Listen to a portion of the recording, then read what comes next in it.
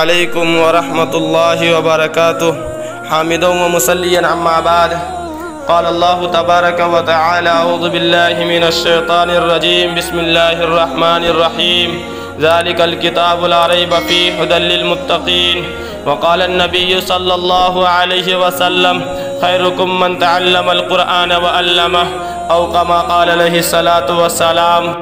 حضرات سامعین، آج میں آپ حضرات کے سامنے قرآن کریم کی فضیلت کے بارے میں کچھ بیان کرنا چاہتا ہوں کہ وہ قرآن پاک جس کی زبان مقدس، بیان مقدس اور جو فصاحت و بلاغت کا ٹھاٹھے مارتا ہوا سمندر ہے، جس کے متعلق ارشاد ربانی ہے، قرآن وہ کتاب ہے جس کے صادق اور برحق ہونے میں کوئی شک و شبہ نہیں، جس کے بارے میں محسن انسانیت صلی اللہ علیہ وسلم نے ارشاد فرمایا، تم میں بہتر وہ شخص ہے جو قرآن کو سیکھے اور سکھائے۔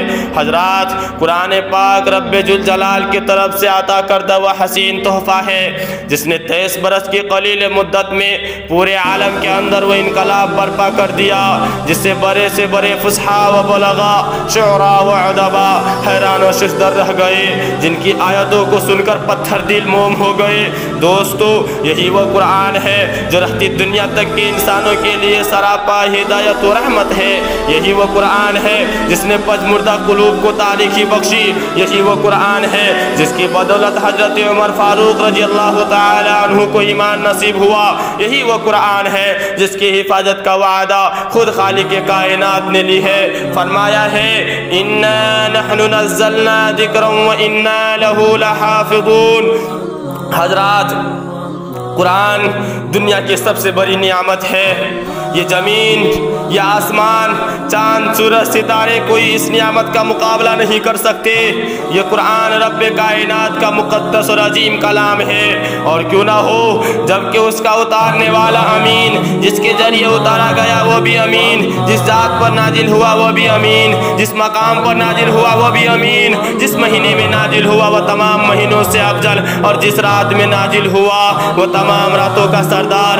اللہ کا یہ مقدس اور پاکیزہ کلام تمام کلاموں سے افضل اور برتر ہے۔ حدیث پاک میں آتا ہے، فضل کلام اللہ علی سائر الکلام کفضل اللہ علی خلقہ، کہ اللہ کے کلام کو سب کلاموں پر ایسی ہی فضیلت حاصل ہے جیسے کہ خود حق تعالی شانو کو تمام مخلوقات پر۔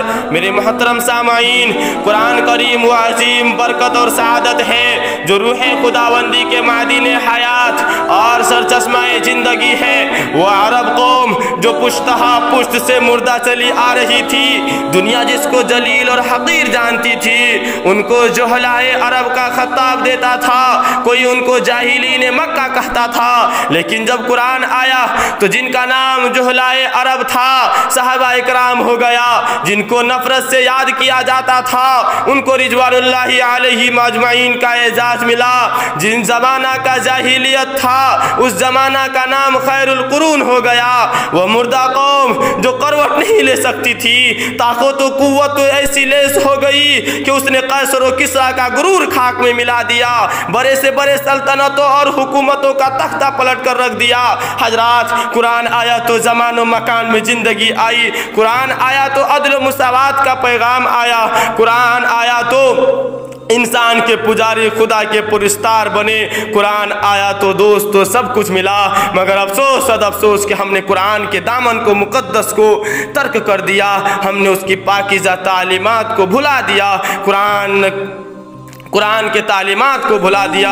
نتیجہ یہ ہوا کہ وہ مسلم قوم جس کے سر پر عزت و رفعت کا تاج تھا، ذلت و رسوائی کی غار میں جا گری۔ وہ قوم جس کی کامیابی آگے بڑھ کر استقبال کرتی تھی، ناکامی کے اس کا مقدر بن گئی۔ وہ مسلم قوم جس کی ایک آواز پر افریقہ کے جنگل میں رہنے والے خونخوار درندوں نے میدان خالی کر دیا تھا، آج ایک چوٹی بھی اس کا حکم ماننے کے لیے تیار نہیں۔ اس لیے مسلمانوں ہوشیار ہو جاؤ، غفلت کا پردہ چاک کر دو، قرآن پاک سے وابستہ ہو جاؤ، ورنہ یاد رکھو تاریخ ہمیں کبھی معاف نہیں کرے گا۔ میں پوچھنا چاہتا ہوں آپ سے، وہ کون سی چیز تھی جس نے صحابہ اکرام میں یہ طاقت اور قوت پیدا کی؟ دوستو، یہی وہ قرآن تھا جس نے ایک کو 1000 پر بھاری کر دیا، मोहतरम हजरात, अगर हम अपने माजी की तरह हाल और मुस्तकबिल को रोशन और ताबनाक बनाना चाहते हैं तो कुरान पाक से वाबस्ता होना होगा, उसे सीने से लगाना होगा। अगर हम चाहते हैं कि दुनिया के साथ हमारी आखिरत भी सवर जाए तो उसकी तालीमात पर अमल करना होगा।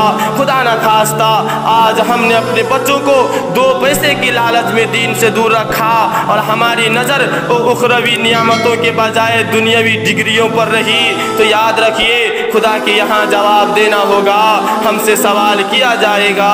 इसी पर मैं अपनी तकरीर ख़त्म करता हूँ और मिलेंगे नेक्स्ट वीडियो के साथ। वमा अलैना इल्लल बलाग।